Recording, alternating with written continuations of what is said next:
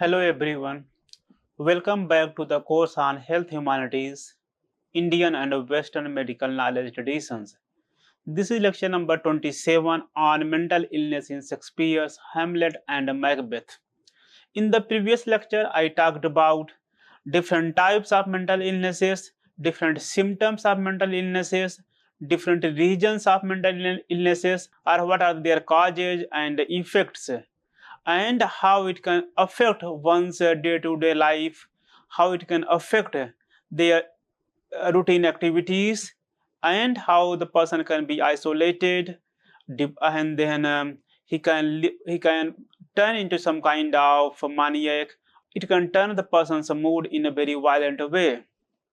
So in this lecture, I will talk about those different forms of mental illnesses in Shakespeare's two plays, Hamlet and Macbeth. And I'll begin with Hamlet. Before coming to Hamlet, one has to think about how Shakespeare represents a mental illness. And we find that in his dramas, in his plays, Shakespeare considers mental illness as divine punishment or as a possession by some kind of evil spirits or some kind of moral failing. Further, Shakespeare considers there are like instances in his plays which reveals that madness is a source of wisdom, which is aligning with Elizabethan and Renaissance idea of or notion of madness. We further find in Shakespeare's plays the idea of confinement and punishment, which have been prevalent during that period of time. However, Shakespeare has no scientific basis of mental illness in his plays, but it has surprisingly modern and nuanced understanding of mental illness. In his plays, we find that mental illness has been also seen as a disbalance in bodily humors. Moreover, Shakespeare was to some extent, though not inspired or not copying it, but aligning with what Robert Burton has said in his book, The Anatomy of Melancholy. What Burton says about melancholy, different forms of melancholy, different types of melancholies, different symptoms of melancholies, though they lived at different places, never met, never discussed, but Shakespeare and Burton have common ways of portraying mental illnesses and symptoms. So coming back to Hamlet, the play Hamlet is a story of Hamlet, whose father has been killed by his uncle Claudius, and later on Claudius marries Hamlet's mother, and at that time Hamlet was not aware about the murderer of his father, and once Hamlet comes to know that his father is murdered, he actually becomes melancholic and goes in the mood of depression. So the reason behind Hamlet's madness or Hamlet's depression and melancholy is his father's murder. More than his father's murder, it is also about his failure to take revenge against his father's murderer. What I said in the previous lecture, that revenge is one of the reasons for causing melancholy and depression or mental illness. Over here, in this lecture, you can find that Hamlet is not able to take revenge, and his failure of taking revenge can be a reason behind his madness, melancholy, or depression. So he has to actually assume different ways through which he can kill his father's murderer. However, before killing his father's murderer, he has to find out whether the person whom he is going to kill is the real culprit.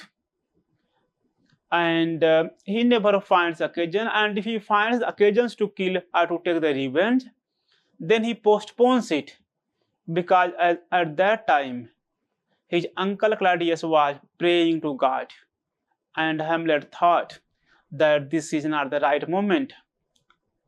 More than his father's murder, Hamlet was also mentally disturbed by his mother's hasty marriage.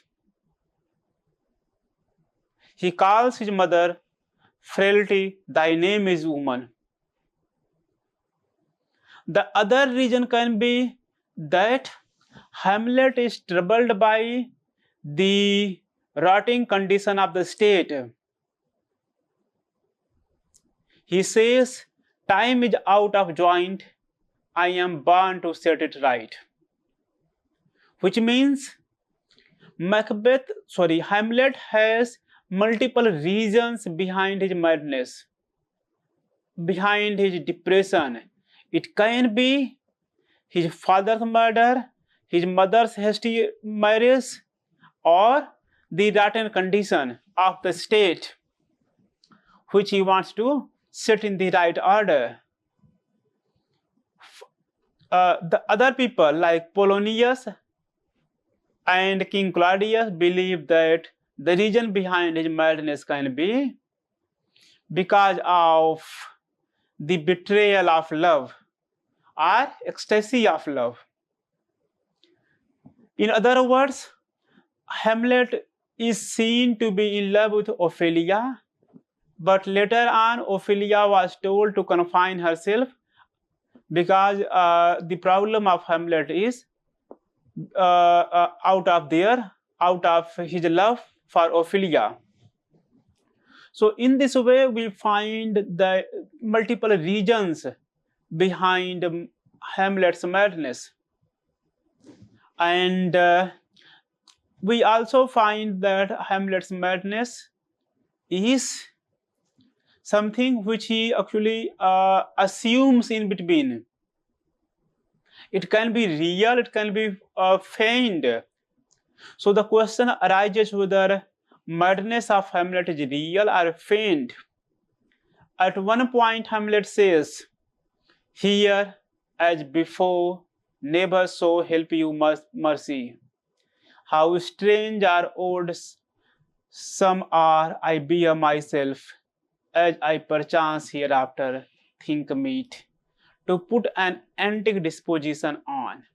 So he says that he is putting an antique disposition. He is pretending to be mad so that he can find out the real culprit behind his father's murder.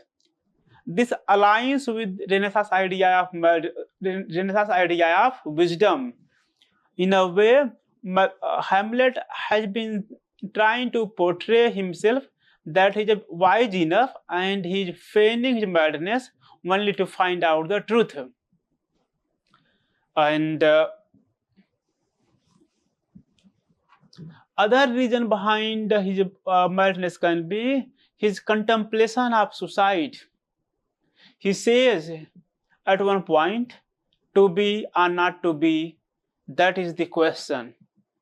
Whether it is nobler in the mind to suffer the slings and arrow of outrageous fortune, or to take arms against a sea of troubles, and by opposing end them, to die, to sleep no more, and by a sleep to say we end the heartache and the thousand natural shocks." So one thing is sure, that Hamlet may be pretending to be mad at a point of time, but his madness is not totally pretentious, totally feigned or fake. Hamlet has serious kind of melancholic or mental illness. He is considering suicide, he is considering to end his life. And He want to actually end all kind of pains of his heart. When we think about Ophelia, we find that she too has psychosis and the consequent trauma of her problem. The reason behind Ophelia's mental illness can be rejection by Hamlet or her father's death, and she is not able to cope with that. Ophelia displays her mental breakdown when she has lost her command over speech. Her language becomes disorganized, and she has hallucinations, and in the end, she dies by drowning. And the question remains, did she commit suicide or was it an accident? Most of the critics argue that she committed suicide because of her mental illness. When we think about another play by Shakespeare, Macbeth, the play Macbeth is about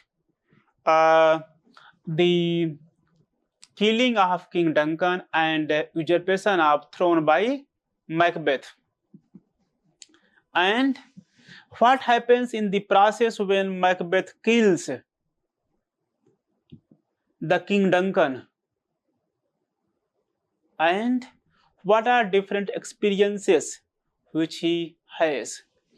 So we find that Macbeth is very much preoccupied with the murder of King Duncan. Before he kills, though apparently he is saying that the king has done a lot of favor to him and he won't be killing to him, but he made some 3 wishes, and these 3 wishes are dark, hidden desires of Macbeth himself. And so Macbeth has over ambition.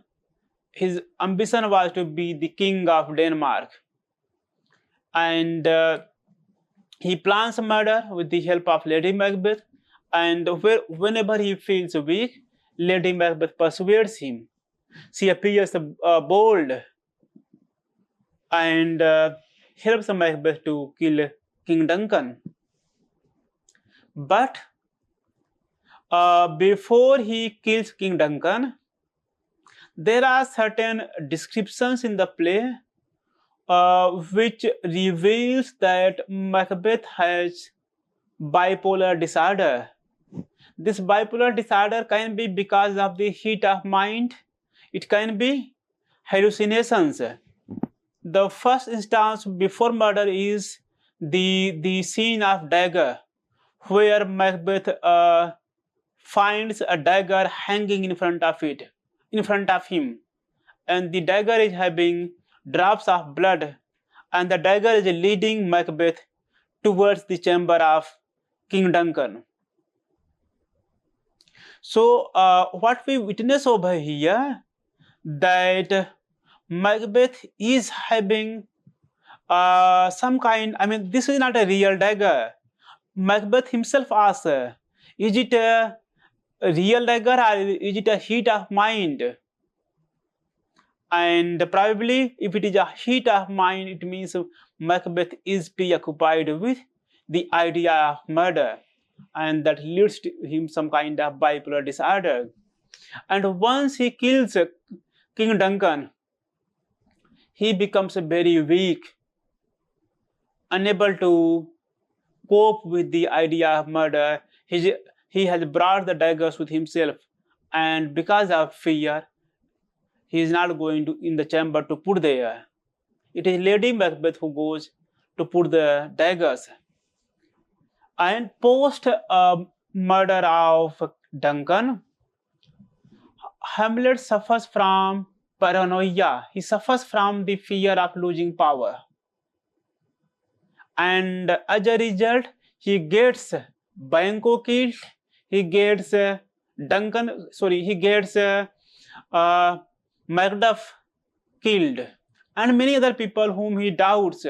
So he has paranoia and fear of losing power. And this paranoia and losing of power leads him to a killing spree, and he kills Banco. And after killing of Banco, again he's having hallucinations. He witnesses the ghost of Banco in the banquet hall when he has been coronated, and he has to actually address his guests. But he finds that the ghost of Banco has appeared. He had some. It seems that Macbeth is having some kind of fight with Banco's ghost. It means Macbeth is suffering too much from a paranoia, suffering too much from hallucinations and bipolar disorder. Moreover, Macbeth also displays severe stress. At one point, after murder, he says that he won't be able to sleep because Macbeth has killed sleep. Macbeth won't be sleeping anymore. Sleep no more, Macbeth says. Macbeth says that when he was going to murder King Duncan, he heard the sound Amen, but he couldn't respond because of his acute stress. Macbeth was also psychosis when he is thinking about when he's meeting three witches and asking about or consulting them. Macbeth is suffering from post-traumatic stress disorder because of his murder. When we think about Lady Macbeth, she too is suffering from guilt and post-traumatic stress disorder. In the beginning, Lady Macbeth appears very strong. She persuades, manipulates Macbeth to kill King Duncan. And she says that sleeping and dead are one. And when she goes on to the extent of saying that she can kill her breastfeeding child, she can remove her child from its nipple and then kill the child. And she talks about the very brutal way of killing the child, where the brain of the child will be dashing out. And so such a strong lady is having too much guilt and post-traumatic disorder, too much. And by the end of Act 5, we find that she is unable to sleep. And in her dreams, in her sleep, she wakes up, she lights a candle, she picks up a paper, writes something on this, and then she finds that there are some kind of blood spots on her hand. She tries to wash it. She says, out, damned spot. So what we witness over here, that she is having the mental disorder, she is having mental illness. And this mental illness has led to sleepwalking, has led to a lot of actions in her deep sleep. When a doctor is observing her, the doctor says that her senses are closed, but eyes are open. And then doctor also says that her problem is the manifestation of soul, manifestation of what she has done. It is the revelation of truth, which means it is aligning with the idea of karma theory, that one's sins one will be punished because of one's sins. And the doctor says unnatural deeds do breed unnatural troubles. Infected minds to their deep pillow will discharge their secrets. So she has done the unnatural task, unnatural action by killing King Duncan, and the unnatural breed is her troubled mind, her infected mind, and she is revealing her secrets. So when we look at the condition of Macbeth and Lady Macbeth from modern psychological point of view, they are having post-traumatic stress disorder. They are also having acute psychosis. Further, Macbeth and Lady Macbeth suffer from obsessive compulsive behavior, and they have been in depression. They have suicidal ideations. At one point, Macbeth says, tomorrow and tomorrow and tomorrow. How he also goes on to say that life is like a shadow. Life is like a